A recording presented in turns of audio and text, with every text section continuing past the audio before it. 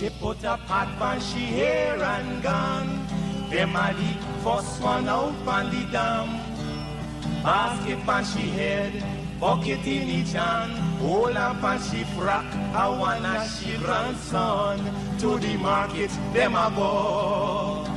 For the morning, the day is dawning. For cockacrow to give the villagers a warning. Rise and shine, the birds them a sing. All animal take turn as them join in the waking. Cockacrow, dagaba, donkey, bray, horse, and they even duckakwa. Cockacrow, dagaba, donkey, bray, horse, and they even duckakwa. Come and hear this sweet story that tell the people about life in the country. All day a back down, me now a come home. Inaga, jackass yard for fetchy load.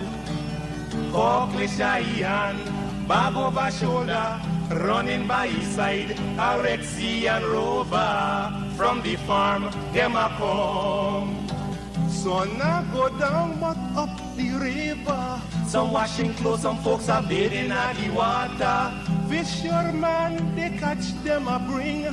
From a canoe boat, man, them start offloading.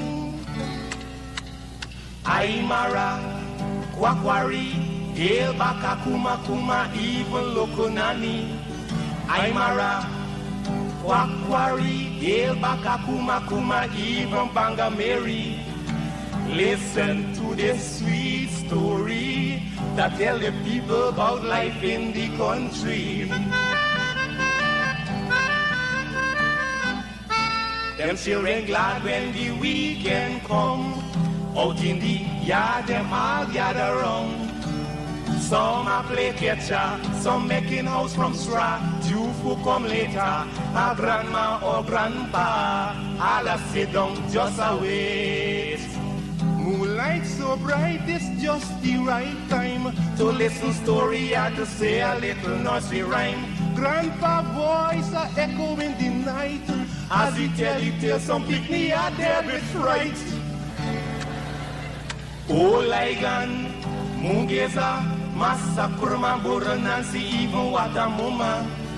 Oh Ligan, Mungeza, Massa Kurma Bura Nancy even Watamuma. Yeah man, that's the true story that tell the people about life in the country, life in the country.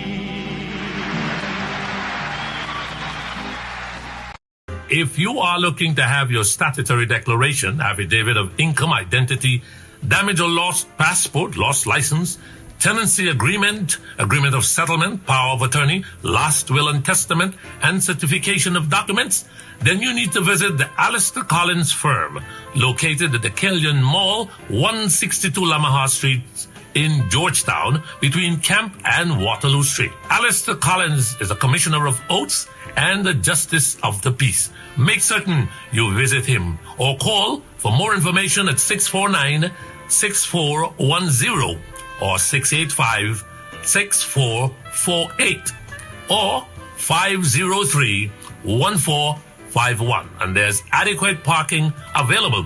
Go down to the Alistair Collins firm and have all of your legal issues settled and brought to the fore. Alistair Collins Firm. Contact them at Alistair Collins Firm.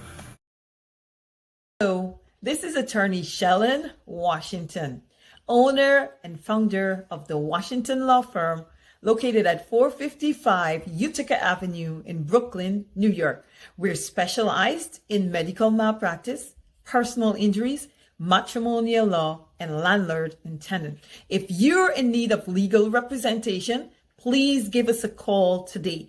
The number to call is 718-877-3100. Consultation is free at no cost to you. So call us today to see if we can be of any assistance to your legal needs. Again, the phone number to call us is 718-877-3100.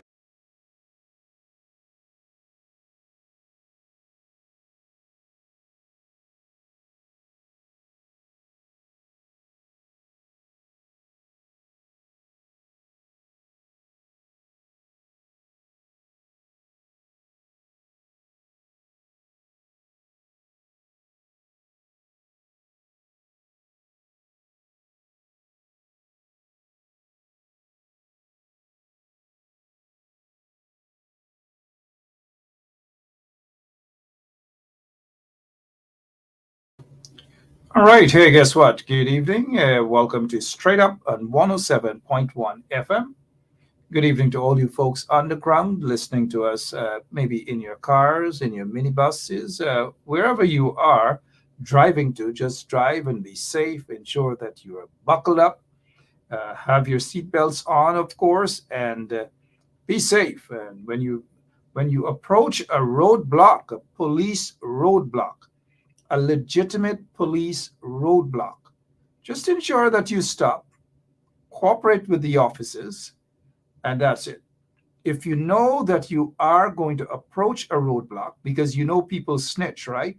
They usually give you that high beam, right, Kerwin Adams? They give you that high beam signaling, or they push their hand out, signaling that there's cops ahead, roadblocks ahead, police roadblock. If you know you have something in your vehicle, or if you know that you are driving without a license, which is something that you shouldn't, just turn back. Don't go to that police roadblock and then panic and these sort of things. Don't do it. Just don't do it. That's all I wish to say. Other than that, good evening and welcome to Straight Up.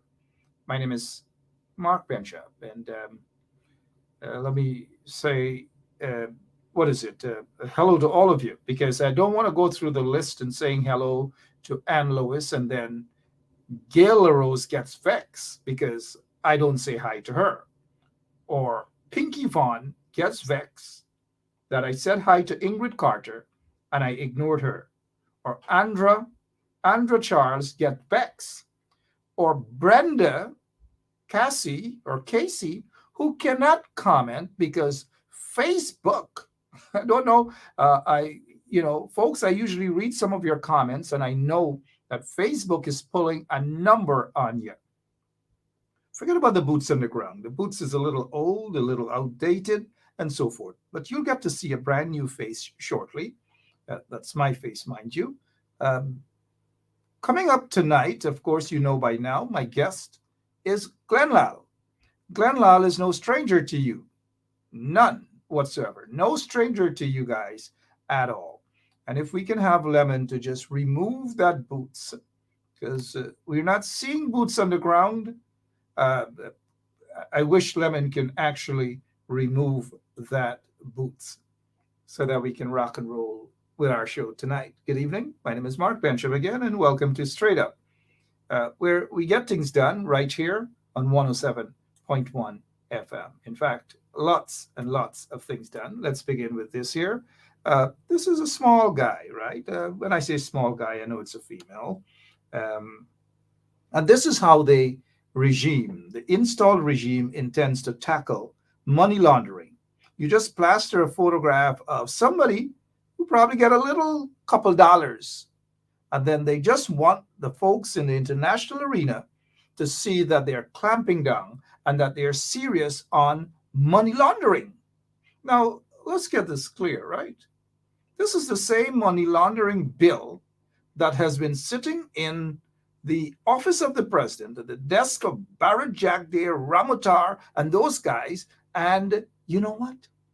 They refused to sign the money laundering bill. They refused to sign it. This bill was actually signed under the previous administration that was actually kicked out of office to allow this corrupt regime to be installed, the PPP regime to be installed.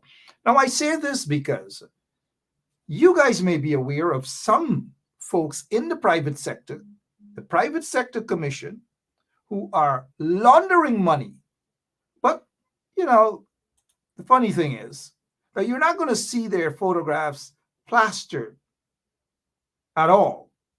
You're not going to see that. And I noticed Village Voice fell for this trap, right? Village Voice fell for this trap. You're not going to see those big-time money launderers. You're not going to see their photographs. But this poor little young lady, La Penitence wanted for money laundering. I don't know. Is her name La Penitence? I agree with you, Miss Simons, and Desiree Simons, that is. Good evening. It's a joke because the big money launderers are right there. Some of them are very close to the PPP. They're laundering their businesses, right? Their money, sorry. But you're not going to see them. Whoever this young lady is, I don't know who she is. Money laundering? I don't know. Gosh, money laundering. They just picked her up just like that without any information. And they just say money laundering. Gosh. What else can we talk about? What else do you guys want us to begin with? Let's touch on this story. Glenn Lall is going to be with us in another 5 minutes or so. And this is the reporter, the Vice News reporter, that has turned things upside down in Guyana for a good reason, politically speaking. Isabel Young actually tweeted this and said, "We seem to have hit a nerve with Guyana's Vice President Jack Deo. Our report hasn't even come out yet." Mind you, this is the reporter. This is what she's saying, that Vice News story hasn't even come out yet. And it seems to have hit a nerve with Guyana's vice, quote unquote, vice president, right? But you know what? Not only has it hit a nerve, Jack Deo's nerves, right? Air Finale is also barking around the place. Air Finale is trying to discredit this reporter. And this is what they usually do. They try to discredit the reporter so that their supporters and others, and including a lot of their supporters, buy into what Sue has said. A lot of their supporters are not crazy Looney Tune people or silly people who don't know what's going on, but a lot of them just don't want to accept that, right? They know what's going on. But here's what Barra Jagdeo is attempting to do, to discredit this reporter, to say that she has went into other country and report falsely on things and all these different things they're trying to say. That is what they're doing. But you know what? It's not going to stick, because this reporter, this journalist went into Guyana and did her job. Oh yeah, she exposed Barra Jagdeo and the regime. She revealed in terms of corruption and all manner of things. And I'm sure that when the story, as the journalist said here, that we seem to have hit a nerve with Guyana's Vice President, Jack Deo. Our report hasn't even come out yet. Just imagine what's going to happen when that report comes out. Not if it comes out, when it comes out. This is what I just want to play a portion of what Air Finale has said concerning this reporter.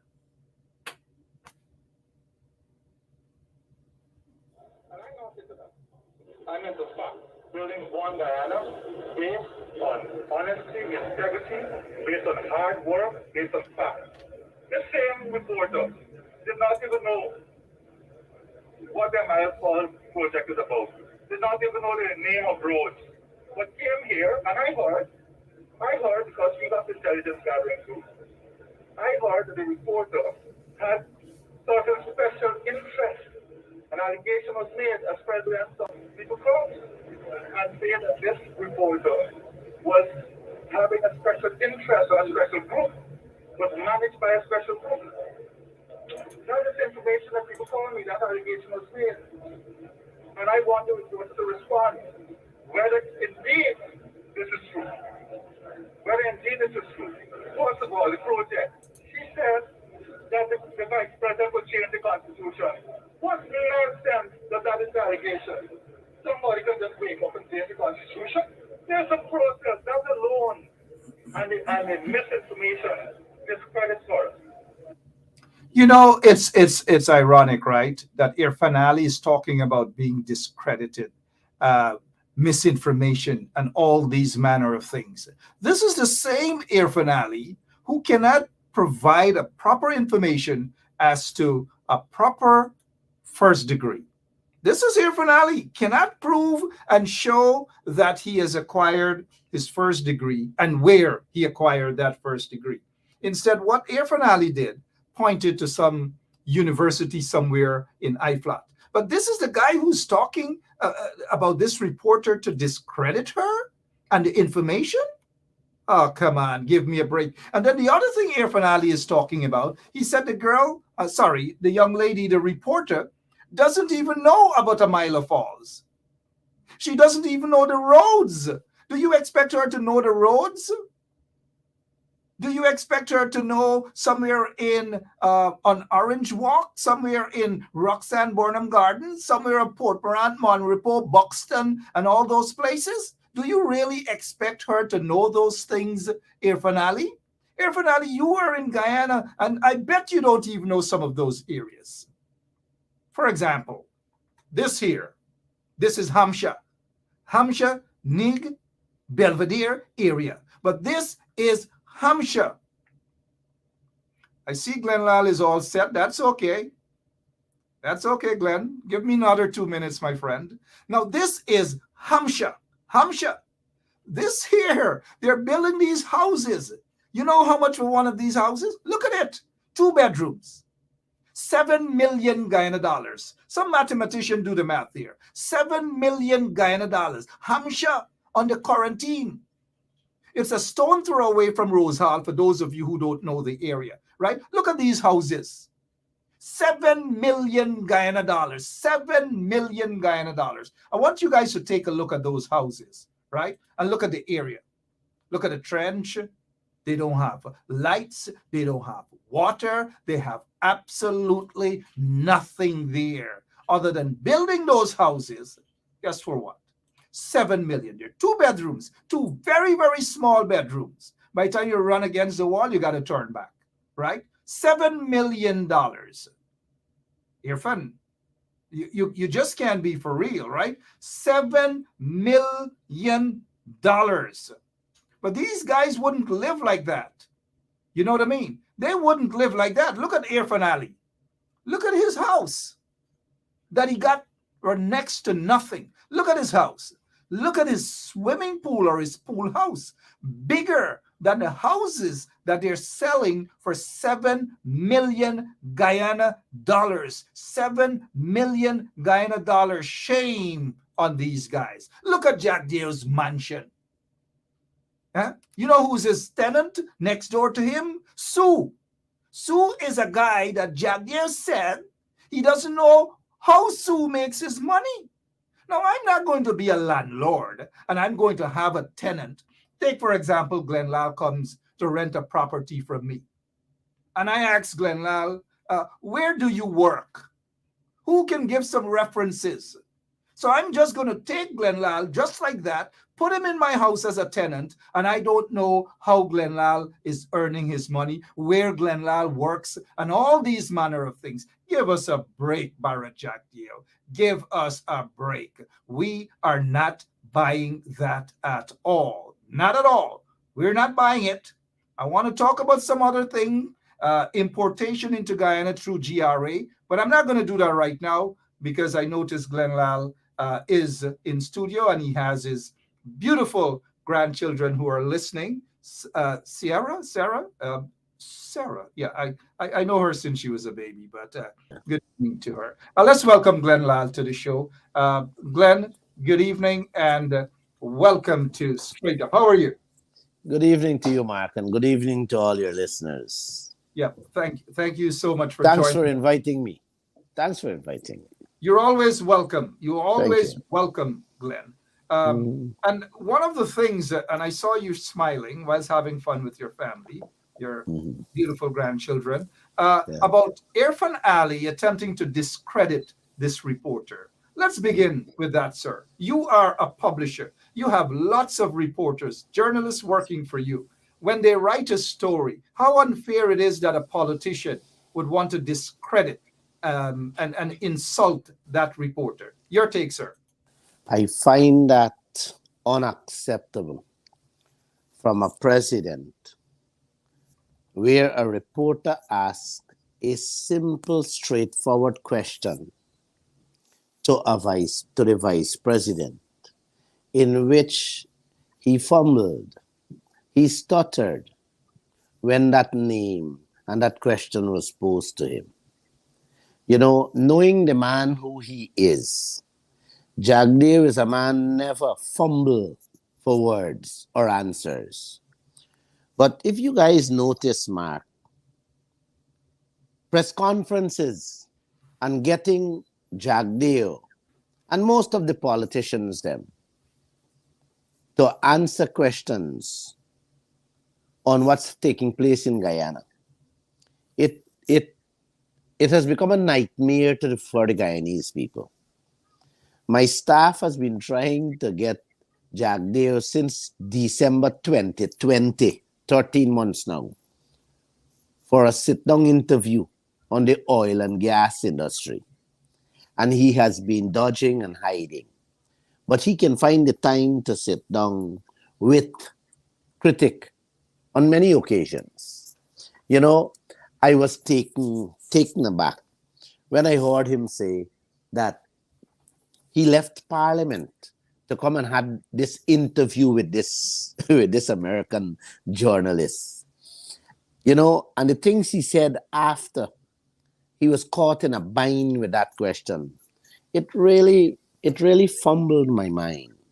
You know, he said, if had that interview gone the way he wanted it, the way how he started off and how he get his point over, abusing down and cussing down the coalition for the 28 years plus the 5 years, had it gone his way, you know, you would have never heard him saying, you know, that reporter came with an aim to entrap him. That reporter came here like they always do to third world leaders, come to plaster third world leaders as corrupt. But it was a very straightforward question to him.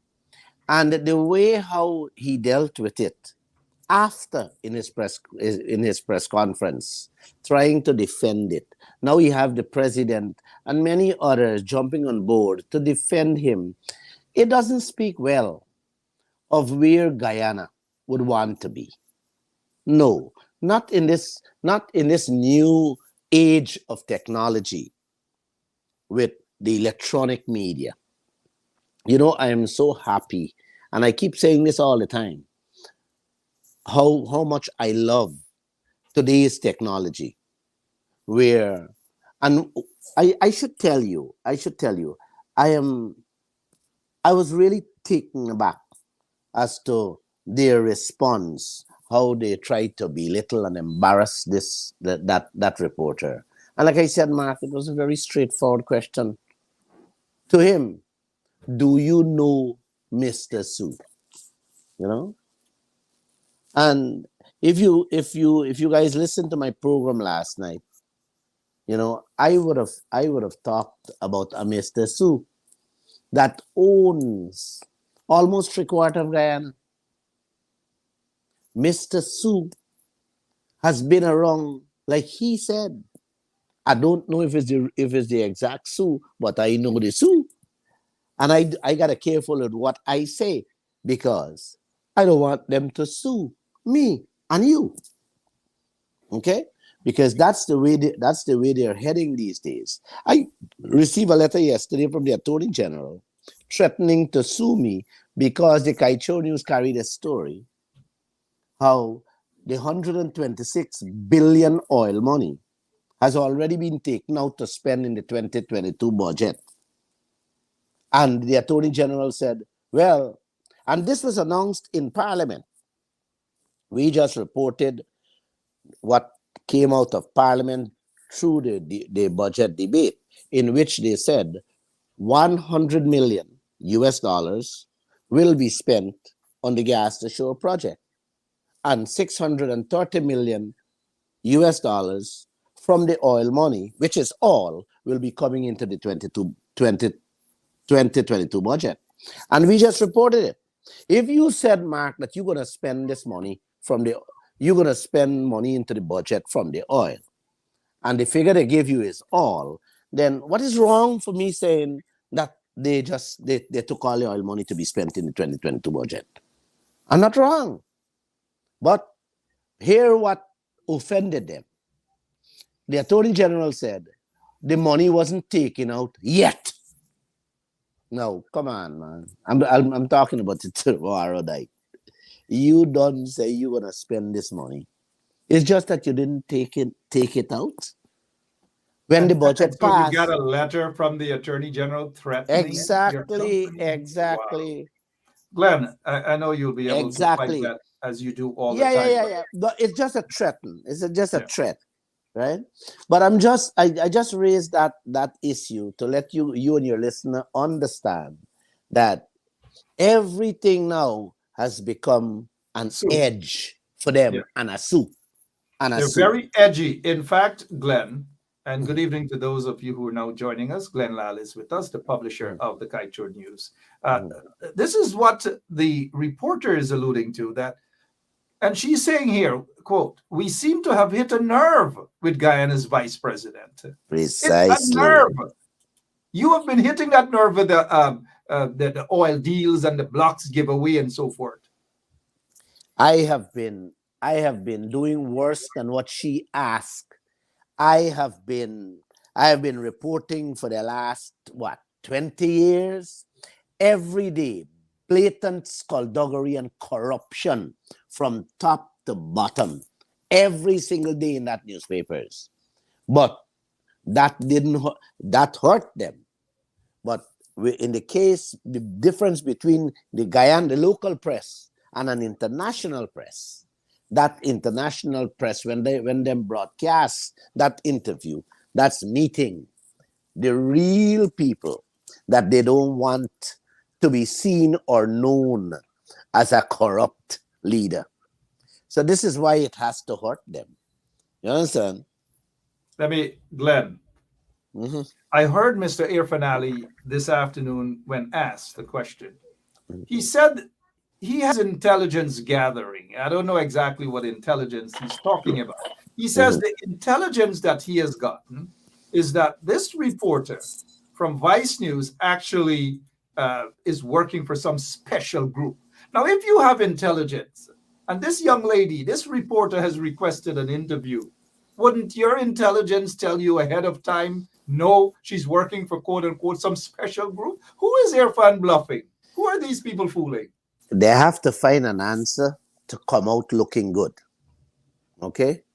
And Jagdeo, knowing who he is, he doesn't like to be labeled corrupt. So he's in command and he's in control, my friend. He would get the president, the young president, to say and do anything in defense of him.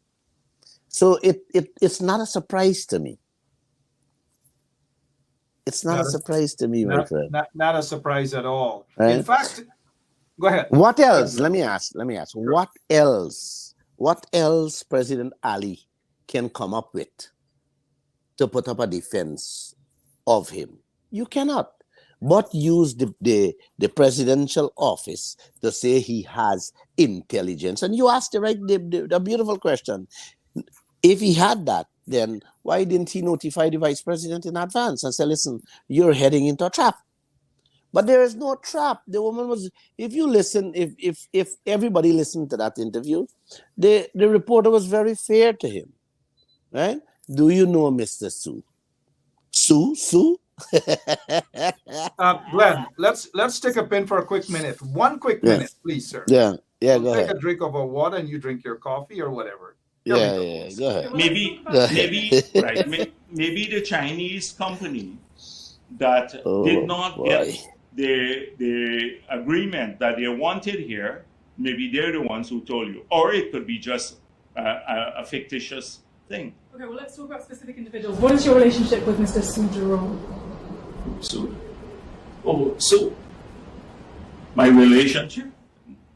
Nothing. He's a tenant in my place, yeah. And he's a good friend of yours? Yes, yes. He is a friend of ours. His father was here from many years ago. Mm-hmm. I mean, he lives next door to you. Yes. He was able to arrange meetings and catch-ups with you at any point in the day. He claims as a friend. Yeah. He claims that through his very close relationship with you, he's able to get any deal done. Well, I don't know and if he's that's. able to change laws for investors. But then which law has been changed for any investor? So Sue told us that if you want to get anything done in Guyana, you need some hookups. I'm very close with the Vice President and the other officials. The Vice President and I share a very close relationship. Also, if we do the business, he'll help out no matter what. There's no one else who can help like he does. He also says when he's talking about prospect investors that the Vice President said he can change the. Yeah, Glenn. Before I want to ask you a particular question, Glenn. I called the former Prime Minister, Samuel Hines, who sits as Guyana's ambassador in Washington, and I asked him whether he knows Sue, because I knew that he met Sue and that he knows Sue. Exactly. Yeah. Samuel Hines said that he has never met Sue. He doesn't know Sue. However, he did exactly what Irfan did. He said, Mr. Jagdeo handled himself well in the interview. But I sent him this photograph with him and Sue. He hasn't called me. He hasn't returned a call. He sent no message to me, nothing. I guess that's the end of our relationship. Looking at Barra Jagdeo, his facial expression, the way he responded, your take, Glenn.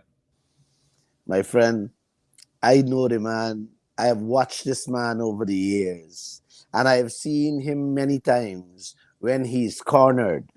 All his lips, the entire face expression changes. You want to know if this is the same man. But you see what happened to him. He's not accustomed for people to confront him like that. Whenever he's asked a tough question, in the days back when he used to have his press conferences, Mark, you know what he would do to that reporter? He would make laugh story of that individual.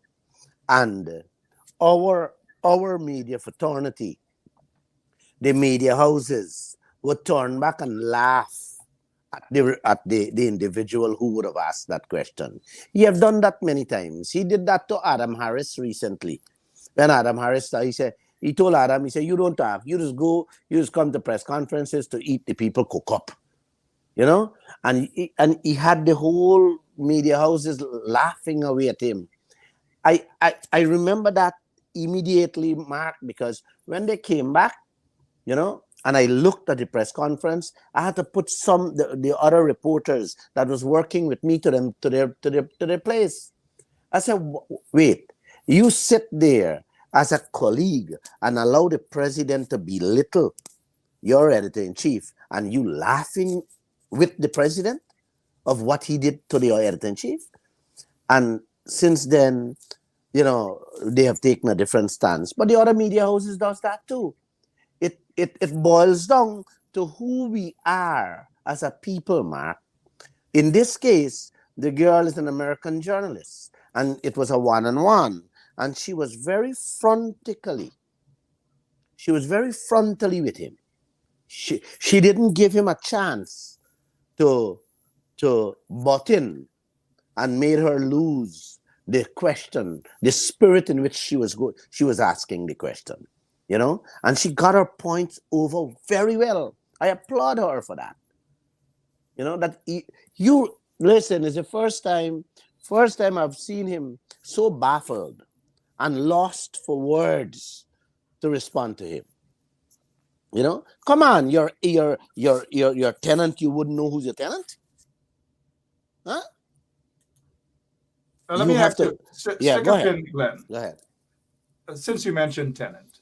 Mm-hmm. Barrett mentioned in that interview, we could tell that he was nervous, he was sweating, and he probably was straying from the truth. Now, you're a businessman. You're about to rent a property to me. Exactly. Aren't you going to be concerned as to how am I going to be able to pay you? Oh, Where precisely. Precisely. How would you interpret that response from Jagdeo about Sue? Man, Jagdeo could not defend himself. And there are much more to what this nation doesn't know. Mr. Su, a Mr. Su owns own gold license. Come on. Any and all person can't own that, my friend. Own a importation fuel license.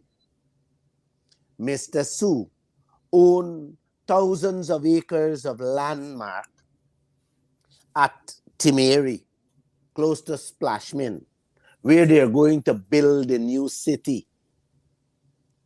Mr. Su own land, the largest landowner alongside the roadway from the Diamond Highway to the Ogle next brand new city. Man, Mr. Su owns tremendous thing. A matter of fact, the Mr. Su is one of the richest man in Guyana. You hear me? And you telling me, Mr. Su, a man so rich. Let me ask you, man, a man so rich would come and rent Mark Benchcap house? Oh, that's another angle. Go ahead. I want to hear that. No, a man no, so no. rich, assuming that is the Su. Yeah. Assuming that is the Su. Yeah. Yeah. You don't know what is Su doing for a living? A Mr. Su so rich. A Mr. Su gonna be Lieutenant Mark Benchcap. And only lieutenant. And not only that, a Mr. Su that I heard of was actually living at the Marriott. Exactly. I don't know if it's the same Su. Well, I ain't saying I ain't know if it's the same Su too. I just want to believe. Just read through the line. Read through the line what is going on in this country, my friend. Let me ask you this, Glenn. You've been in the publishing business for many years now, the Kaitor News. Yes. We love some of the articles, and we don't really like some of the articles, but that's the nature of reporting, right? Yeah, go ahead. That's the nature of the business. But let me ask you this. Do you think that the reporter would sit there with Barra Jagdeo and ask him about a Mr. Su and say to him that Mr. Su said this? Just out of the blue, she would do that? Glenn? No, man. No. The girl got some information right. But I don't know why she held back.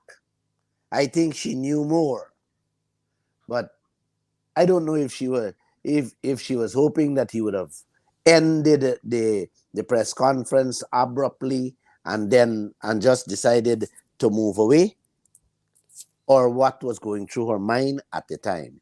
What I do know is that she get her point over, and the point really irritate and aggravate the vice president to the extent that the man was wetting his lip every moment answering the question. Well, Mark, let me touch back on Mark. Let me just touch back on what you say. The Kaitor News, 27 years. And when you said you don't like some of the articles, I just want to challenge you and anybody, like I normally do on my radio program. I'd like you to name an article that you're not in favor with, and we can have a chat on that. Because that's where it comes to the Kaitor News, you're talking about me, and I want to defend me. Sure. All right. Just one article. I wasn't speaking generally of an article. I'm saying newspapers are like that. Reportings are like that. You would agree with some things and you would disagree with. That's just the nature of the business. Well, that's a different thing, because there will be people who don't like you for no reason. That's a different story. Fair enough. Let's get back to Mr. Su. Oh, sorry, Glenn. Go ahead. Make your point. I wanted to touch a little on this oil issue. But before we get to that oil issue, Mr. Su, assuming that this is now the Mr. Su, almost immediately issued a statement. But before we get to that statement, This is what Mr. Sue's landlord did before Mr. Sue said anything. Jack Dale says Sue has denied making bribery allegations. And so they expect the story to done just like that. Because Jack Dale says Mr. Sue says the allegations of bribery or bribery allegations false. Now, Mr. Sue issued a statement. Assume Su Zhureng says, I, Su Zhureng, wish to state categorically that I have never solicited bribe. That doesn't surprise you, so and so, and he went on. That doesn't surprise you, Glenn, huh? Oh, come on. Come on, Mark. You and I and the listeners are smarter than that. Come on. Come on. If I bribe you and I know we're in trouble, you think you're gonna hear me say I give Mark bribe? Come on, man. That's not even a cat or a dog will buy into this kind of excuses. And why would Jack Deers come out with a statement and say Mr. Sue said? I don't understand that. Exactly. Leave Mr. Sue to say something. You don't have to say what Sue said.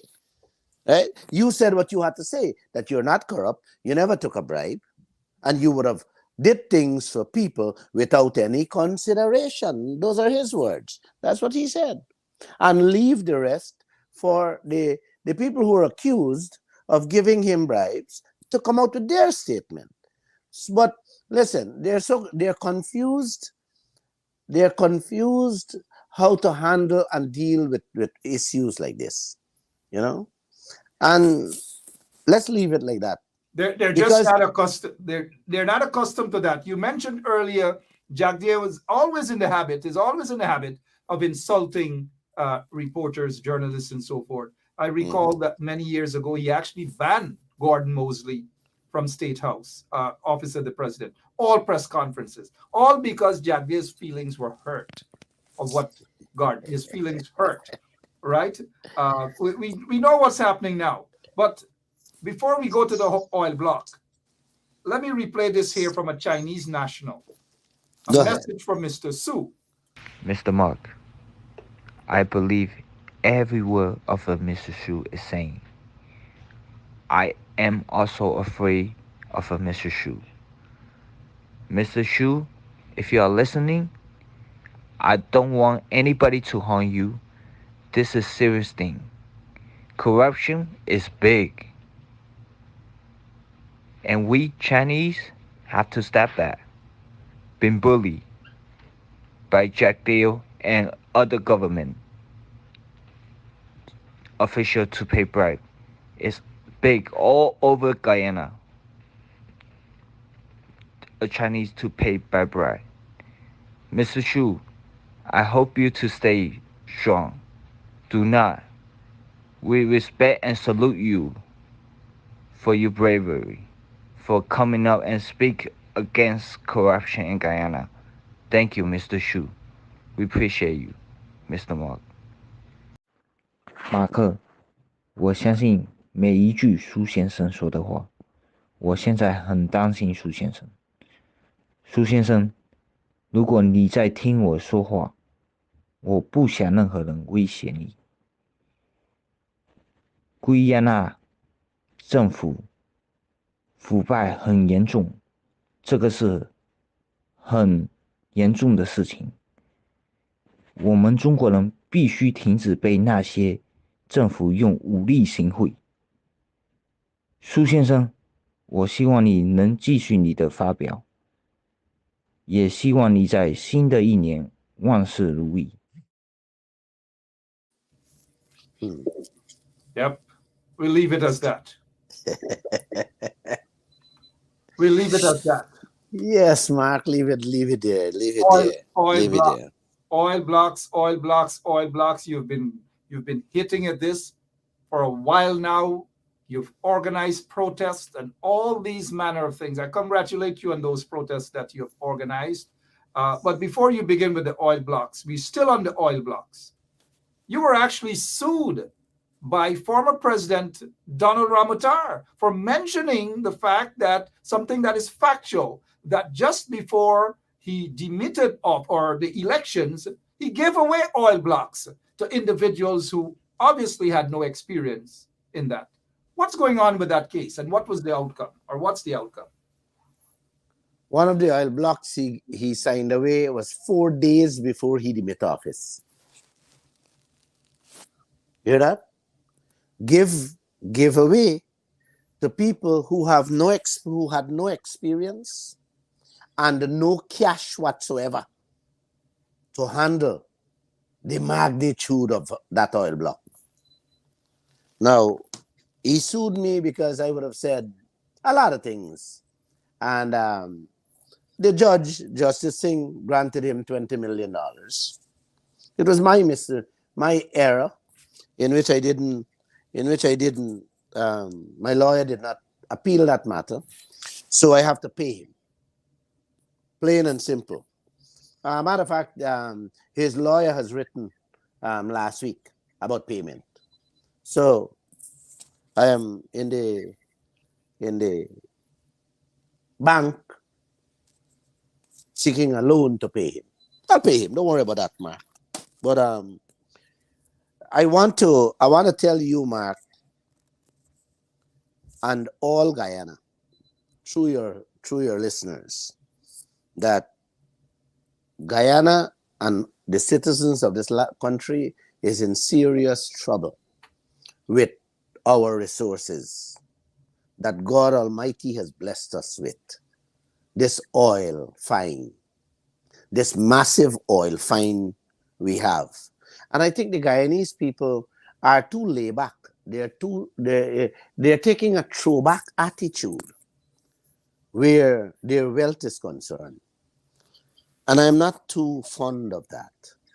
I've been trying to educate them. I've been trying to educate Guyana for the last 7 years since the announcement of this oil find.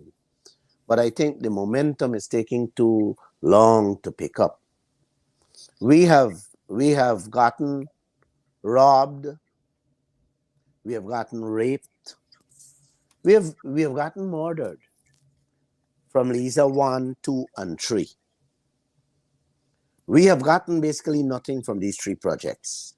And all 3 of those projects were granted by the coalition government and Jagdeo. The last one, the third one, Payara, was granted by Jagdeo. Without him reclaiming any benefits from Liza 1 and 2 when he granted the third project. Now, he is about to grant the 4th project, Mark, in which he can use the trump card that he has in his hands. Not only him, the government and the opposition have trump cards in their hands in which they can use.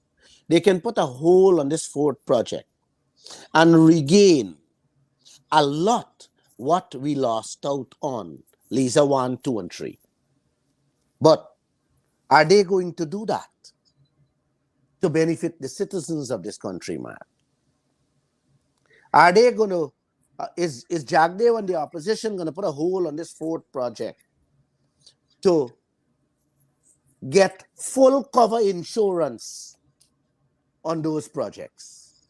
Do you know we are living by the grace of Almighty within where insurance is concerned in the oil industry?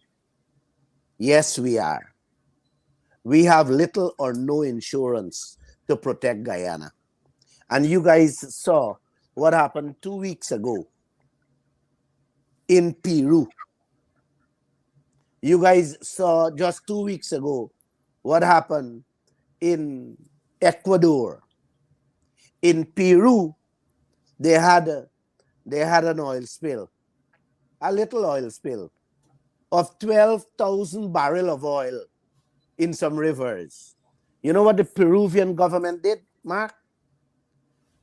They went to court and get a judge to bar all the managers and executives of the oil company from leaving Peru until full compensation is given to the people and the country of Peru. Just the other day, they had one in Ecuador, same problem. Just 5 days ago, off Nigeria, you had a ship, one of the FPSO, exploded. They had 60,000 barrels of oil in the boat that exploded. Nigeria is in shambles right now because one, they're saying that the oil operation was an illegal one going on there. They were pumping 20,000 barrels of oil per day. Listen this, Mark. They said that 60,000 oil that spilled into the ocean there, that exploded on the ship, will cost Nigeria in excess of 20 billion American dollars insurance. And guess what? Nigeria went last year to the World Bank and IMF for $11 billion loan to take them out of this COVID and help them to eat. So you just think about what I'm telling you. Nigeria went to the World Bank and IMF to borrow $11 billion to help them out of COVID. And today, they got to find over 20 billion American dollars to clean up an illegal oil operation off the coast of Nigeria without any insurance. Now you tell me what predicament that country and its people find themselves in. Just think about that. Back to the insurance. Jagdev did not use the third project to get full cover insurance. Now he's going to grant the fourth project. Are we going to get full cover insurance? That's a question I'm going to leave with you and your listeners. Now, again, this fourth project, Mark, can be put on a hold, and we can demand so much changes that every adult in this country, if he play the cards right, and the opposition knows this too, if Guyana plays its card right with this fourth project, every adult can get a brand new car and a brand new house and land in the space of 5 years. Not that house you talk about, the $7 million house in Berbice. Not that type of house. I'm telling you about a mansion. If we only play our cards right with ExxonMobil in this fourth project. If Jagdev uses this fourth project, he can demand the removal of all that fat interest rate they're hiding from us that we are paying on the loans them oil company take working out there. If he use this fourth project right with his trump card, he can remove that 2-year time limit ExxonMobil set for Guyana check the bills. Mark Benchcap, can you imagine for a moment, can you fathom for a moment that me and you have a business together and you put 2-year time limit on me to check the bills you spending? Huh? How can I accept that? If I am in a 50-50 business with you, you can't set no time limit for when Glenn Lall must check the bills you handing him. No, that's total nonsense. That is still in the contract between Guyana and ExxonMobil.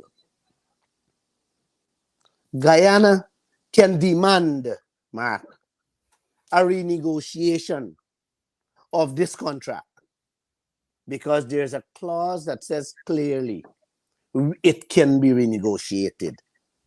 And don't let nobody tell you. Don't let anybody tell you otherwise. So there's so many things that they're not interested in renewing it. They're not interested in getting a better deal, a fair deal for the Guyanese people. it is apparent that they probably are more interested in whatever sort of bribery they can get. And once they get that bribery and their friends and cronies get whatever little crumbs that they get, to hell with the ordinary folks, whether they are PPP supporters, coalition supporters, or just Guyanese who don't support any of them, any of the political parties. Are you Yes. optimistic that this fourth oil block will give Guyanese what they so rightfully deserve? It's not a fourth oil block. It's a fourth project. Project, sorry. Within the Exxon Stabrook block. Right? It's just a fourth project. They have many more projects to come on board, Mark. And every other project that come on board, we can put a halt on them and demand what we have lost out on already. This thing is so simple, my friend. And both the opposition and the government knows this. So why aren't they doing that? Wait, man, it's so much they love ExxonMobil to just give away ExxonMobil and America everything. Come on. Mark, they can use this Ford project to demand taxes from every barrel of oil, Mark. Mark, if me and you pull up 1 barrel oil there, me and you got to pay we fair share of taxes. If we bring up 1 ounce of gold anyway in Guyana, we got to pay we full royalty and taxes, plus income taxes. If we pull up, if we work, we got to pay we taxes. Come on, man. I'm fetching away 150,000 barrel presently now, without paying 1 cent taxes, knowing that you got 2% royalty. 2% royalty, what no other country on earth has. Come on, man. Come on. We can change all these things, brother. All these things can change overnight. Glenn, you've been talking about this for months and months and months and months and months. And we have to continue. Do you see that, though, on the ground, that people want to once and for all take that stand and say, look, we must get a better deal from this oil? Forget about the politicians if the politicians have gotten their deals, and to hell with the Guyanese people. Do you see that momentum building up? Yes, Mark. Yes. My radio program has been making an impact, and it is bringing about the awareness to the people. I had a nice program last night in which some people call and says, thank you, Mr. Lall. If it wasn't for you, we didn't have a clue what is happening in this country. So day by day, the awareness is raising. People are beginning to understand what's happening in this country. And things have to change, because there is no way the world can be talking, Mark, about the second fastest growing economy on earth, Guyana, and have our citizens can't put biscuits in their children's lunch kit, man. No way this can happen. No way it can continue this way. There's no way, Mark, that this country would be living with that $300-400 million American dollars Exxon throwing at us, that can't even do anything for Guyana, that can't even patch the roads that the oil companies them breaking up. No, man. No. The people will rise up, but we have to continue educating them, Mark. You with me? Yes. I'm just showing the people some roads and the conditions, whether it's on the quarantine in Georgetown, wherever, exactly what you're talking about. The other thing is, I recall you were on this show and you oftentimes mention it, that everything that the workers, the employees who are in the country through ExxonMobil, the Guyanese taxpayers are paying for it, whether they fly out of the country. And people have been talking that they're at the airport and they see these ExxonMobil executives are flooding. They are going ahead of the line, ahead of ordinary Guyanese and these things. We don't see these things at the other airports, only in Guyana. Mark, ExxonMobil, all the managers fly first class. You know who pays for that? That is being paid through our oil. ExxonMobil staying at the Marriott and Pegasus. $500, $600 a night. You know who paying for that? It's coming out from our profit. ExxonMobil can fly with their families all over the world, spend vacation, live like kings and queens. You know who pay for that? Our oil from our profit. Meanwhile, Exxon, look, go ahead. Meanwhile, look where this guy is sleeping. Look where he's sleeping. In the streets. Look at that. And taxpayers are paying for these executives of that oil company in Guyana to travel the world, travel back and forth. Glenn, just continue, please. Mark, today, you show that. Today, a lady that I know very well, she worked at the hospital. I don't want to tell you what work she does. She came to me in tears. She had 5 children, and her husband left her. And she come to ask in tears for money to pay 2 months. The new place that she's moving out, she got to get 2 months advance rent, and she doesn't have it. She just have her monthly. She have her monthly rent, and she come in tears begging me. She said, "Mr. Lall, I went through this thing 4 years ago, where I had to take the 2 small kids, and when she finished working, she take them to the emergency hospital and sleep there. She said she sleep there 4 nights with the 2 children until the emergency section realized this lady coming in here every night to sleep, and they confronted her. She said in tears she had to tell them, I have nowhere to go. I get a friend to just rest. I get 2 friends to rest her or 3 other children." And when that woman finished telling me that story, and I looked at her, I just couldn't believe, that this oil-rich country that we have its citizens living like that, begging for an advance rent money just to move from one place because the owner need their place. And you know what, Mark? We just collected 600 million sitting in the bank overseas, our oil money. That same oil money in which the Attorney General wants to sue if I don't correct. And out of that oil money, Mark, if they take $75 million out of that oil money, 75 only, it can double all the public servants' salary in this country. You hear me, Mark? Oh, yeah. If they take 75 million out of that 600 million, it can double all the public servants' salary in this country tomorrow morning. But you know what?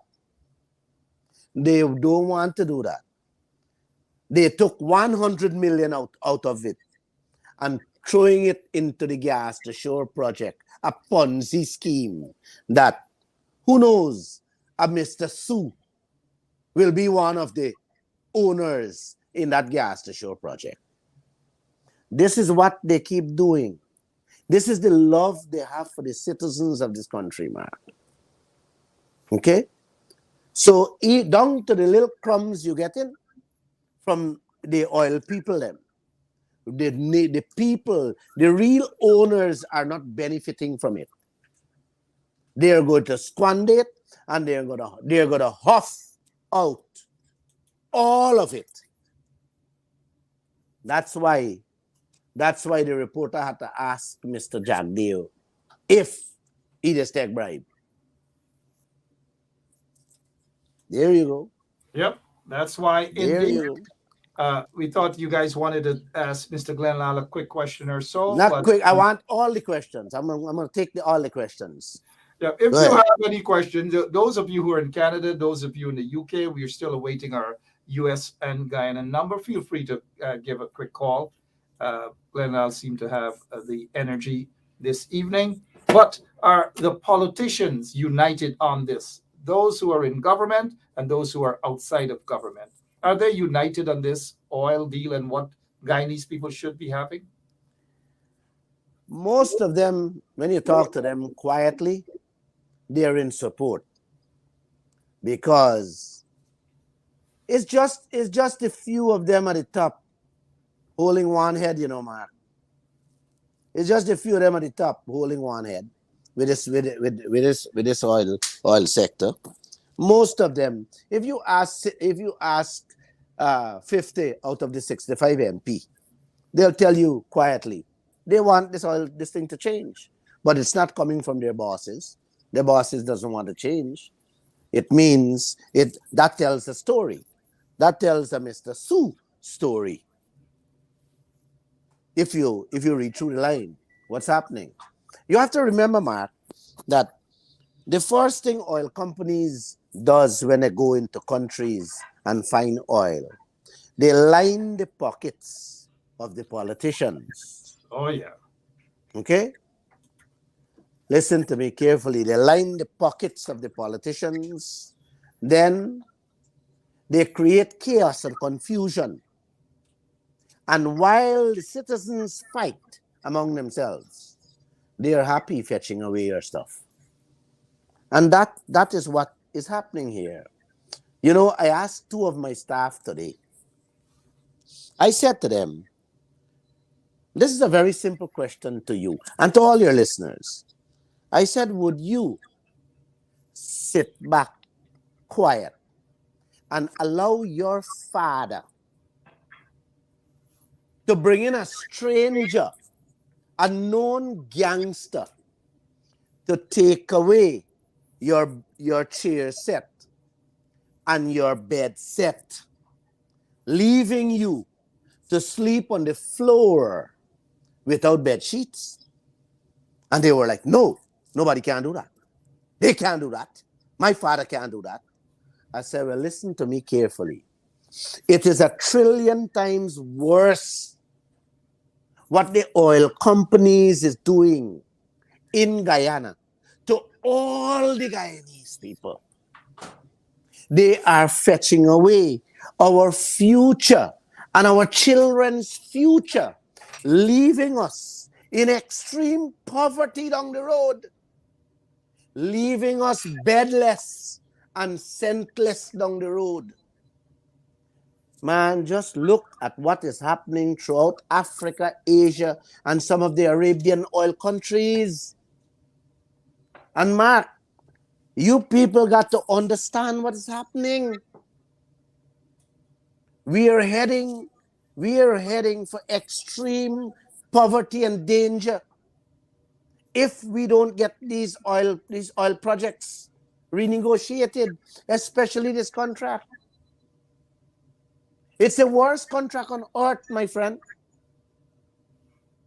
Why wouldn't we want to correct it when the contract is very clear? And guess what? This man ain't only going to pass the fourth project. Guess what they did yesterday, Mark? In Parliament. Out of the little aisle money, what they can't give the public servants a raise the salary, they take out some of the oil money to pay for review a fifth project that came out in Parliament yesterday. A fifth project, not fourth. A fifth project, bro. Come on, man.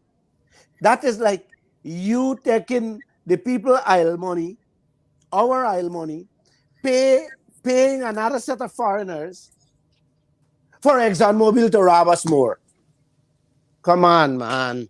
Come on, Mark Benchcap. Come on. Come on. Something is definitely wrong in this country.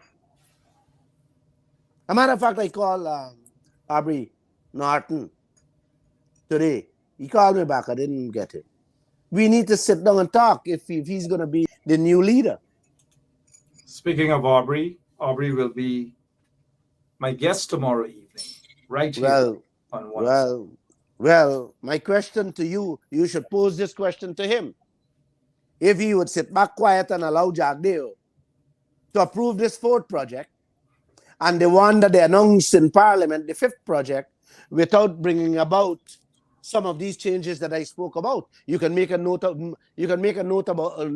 it. I can repeat it quickly for you. We need full cover insurance, one. All right. We need a renegotiation of the contract. He needs to get them to remove the high interest rate we are paying on those loans. We need to have a meter to monitor how much oil Exxon is pumping there.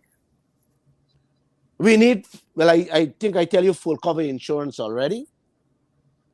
And I could probably text you offhand. Sure, why not? I appreciate the questions.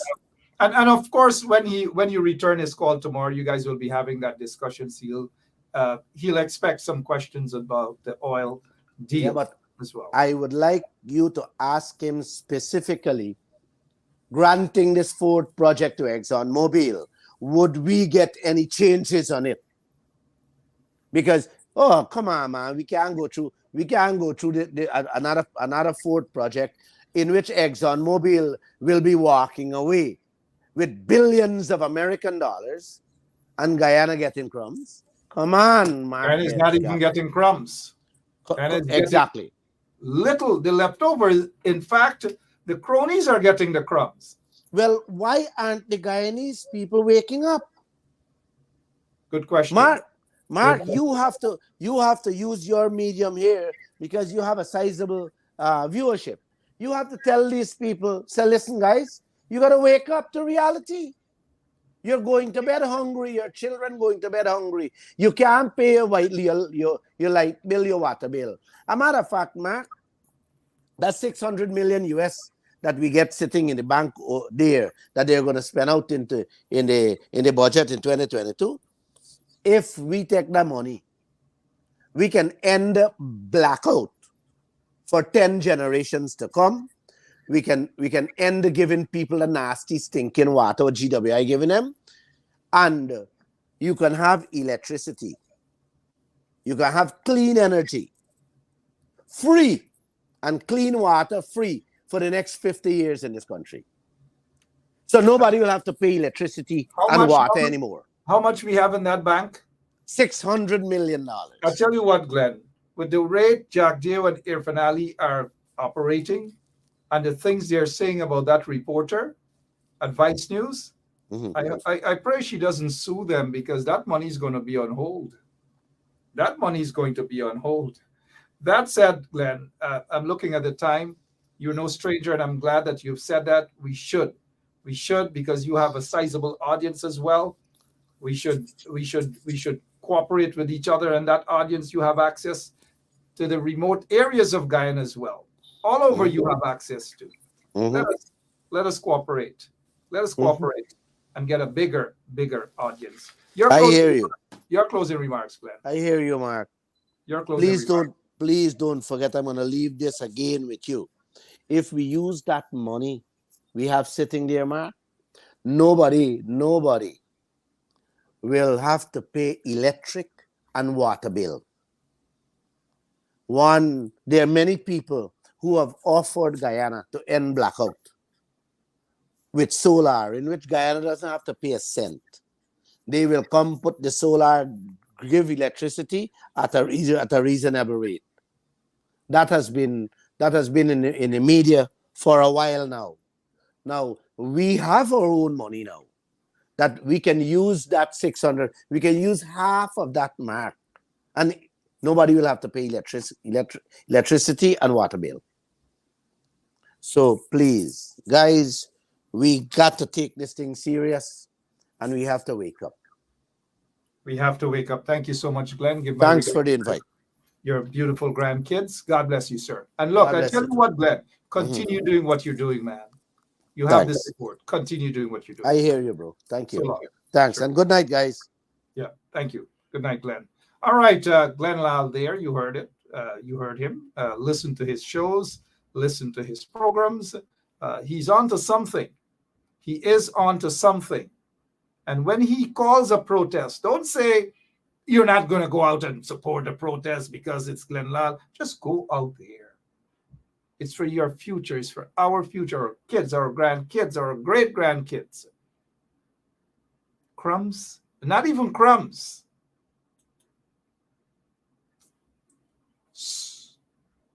Sorry, for a moment, I thought I was saying they're the ones who are getting rich.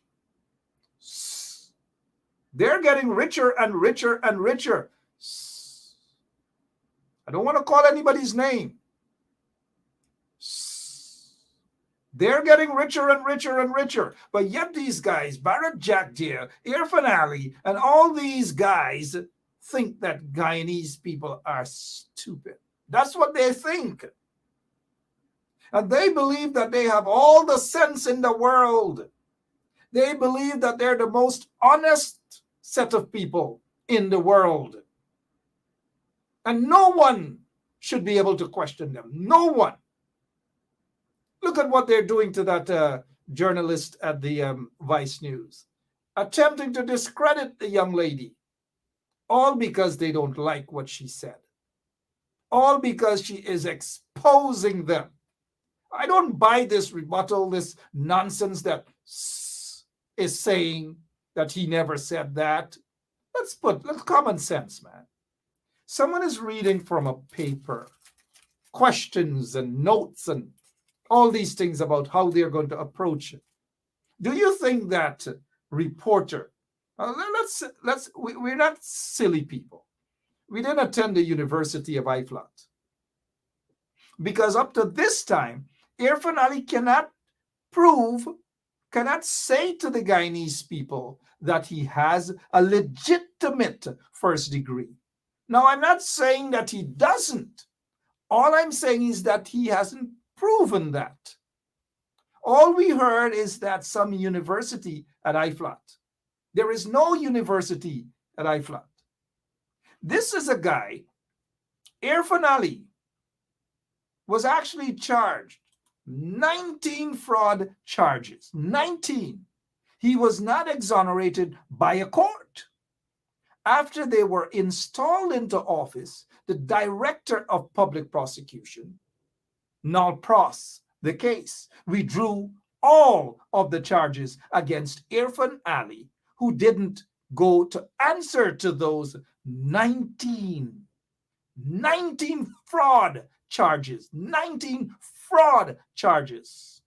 He never had his day to answer that. And when he appeared in front of the magistrate's court, he was released on his own recognizance. In other words, he didn't have to pay a cent in bail, not a blind cent in bail, not a blind cent in bail, none whatsoever.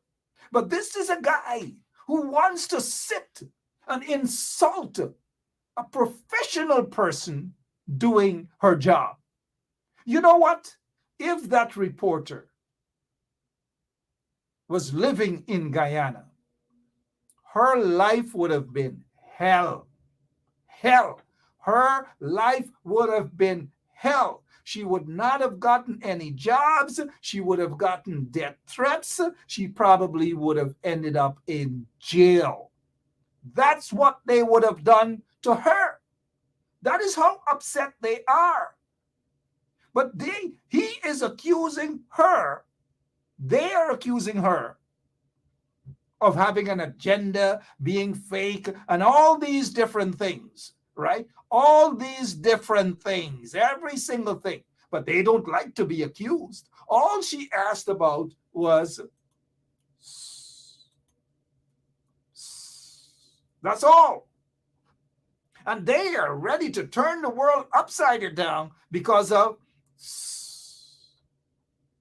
now, they can jump, they can talk, they can say whatever they want to say. Most Guyanese Do not believe them. And Irfan Ali is jumping up and talking about intelligence, and his intelligence report told him this. Cut the crap out, Irfan Ali. What goddamn intelligence are you talking about that could tell you that the reporter works for some special group? And what special group? Even if she probably works for her special group at her job,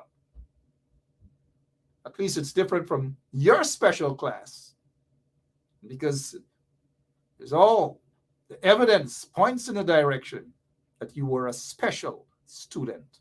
And this is not to insult special students, right? It is not, but you certainly are or were a special student. With all the intelligence that you're talking about gathering, you didn't know when this reporter requested an interview that all of these things that you're now describing, that you want Guyanese to believe you, and Jack Dio, of all persons, to believe the two Ayo? No. I don't believe you guys. Unless you guys are willing to take a lie detector test. I wouldn't believe you guys, not even you go on that special ed kind of nutty individual that you guys love to sit dunk and chit-chat with and call it journalism or journalistic work. And you sit and you gaff about a bunch of BS while you sit on the individual sit and eat hot roti and baigan choka. That's the sort of interviewing y'all like. Gaff, hot roti, baigan choka kind of gaff. The professional sort of gaffing. Y'all don't like that. And for that, y'all deserve. Jack Dale and Irfan Ali deserve the award for the night. Here goes.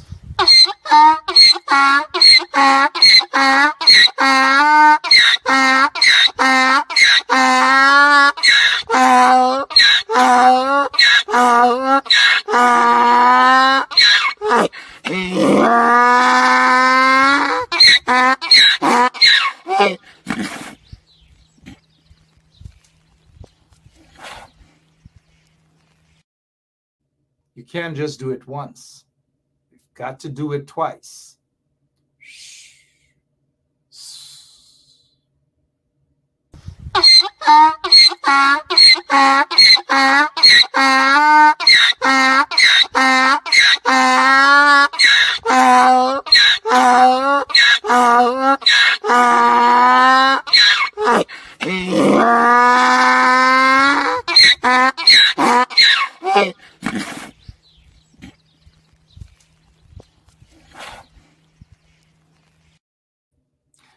And listen to Irfan trying to tell that Village Voice reporter, I am giving you the facts.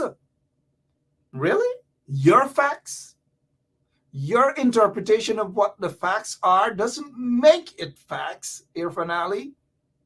And not because the reporter, Isabel, doesn't know street names in Guyana. You expect her to know Chandrapal Drive? You expect her to know, what are some of the other streets? Cam Streets? Water Streets? You expect her to know those streets?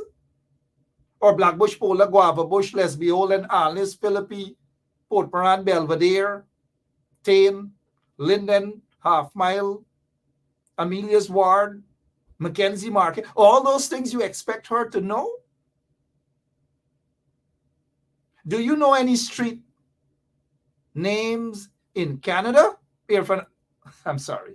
I just remember. The Canadians have blocked you from entering their country. They have revoked your visa.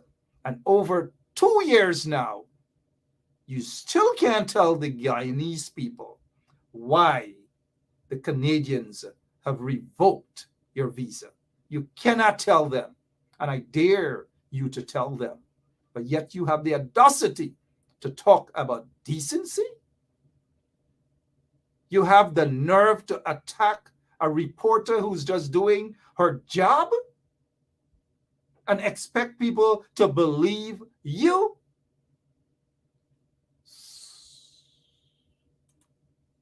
Look at this. Hundreds of cases of COVID-19 in Guyana. Hundreds of cases. Still, people are dying. People are dying. But look what Irfan Ali is saying. COVID curfew could end as early as tomorrow. The curfew is over with. Back to dancing, back to bacchanal, back to wine and dunk, back to doing everything, everything, and anything. Back to square one. Because poor people, whether they're PPP or Coalition, PNC, AFC, or whomever, are dying. Poor people are dying.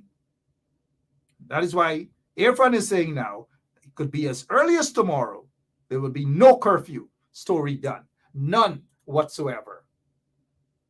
And then, meanwhile, the Chinese now, they have developed a new, highly accurate, COVID. The Chinese, they're doing that. And this is a bit of news that numbskull individual who stood in Parliament and insulted a female member of Parliament. Toys, you see that first word, toys for personal use can now be legally imported in Guyana. Legally. No, really? It was illegal to import that stuff? No wonder why that parliamentarian was so antsy, so jittery. Well, now he would no longer be jittery. He would no longer be jittery for obvious reasons, right? Because we already know people's likings in life. It's now free. Before I go, the office of the First Lady, I think she should be doing more. But have you guys read a report that $50 million to the First Lady's office for sanitary napkins?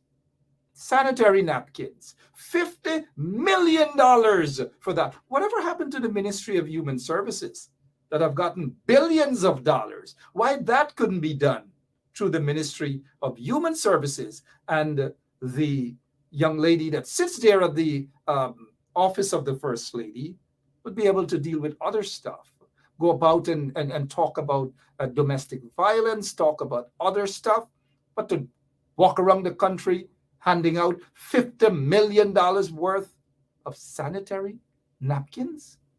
Oh, come on. If I had my way, before I go, if I had my way, $50 million for sanitary napkins? And the First Lady is doing that? Her office is doing that? Oh, come on. I will just change her name. I will just change her name to Padmani. I'll leave you guys here. Good night, Padmani. And good night to all of you. God bless you. Until tomorrow. Same place, same time.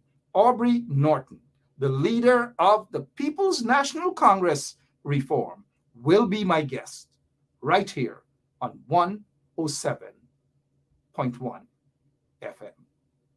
Thank you all. God bless you. And see you all tomorrow.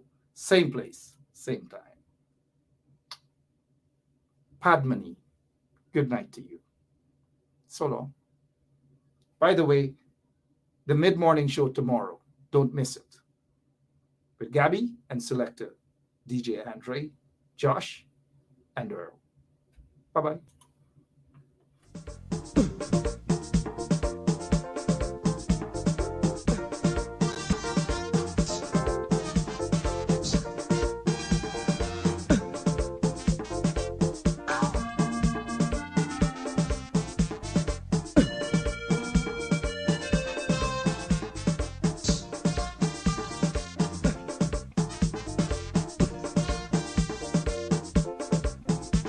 I'm in the mood, I'm feeling good.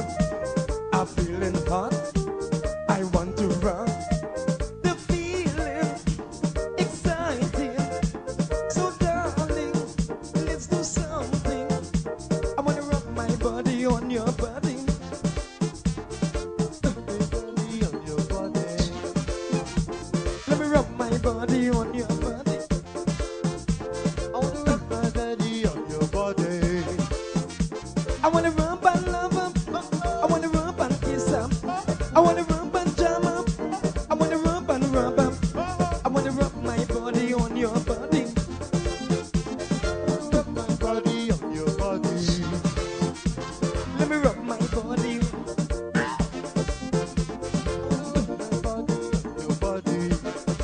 So, this is attorney Shellen Washington, owner and founder of the Washington law firm located at 455 Utica Avenue in Brooklyn, New York.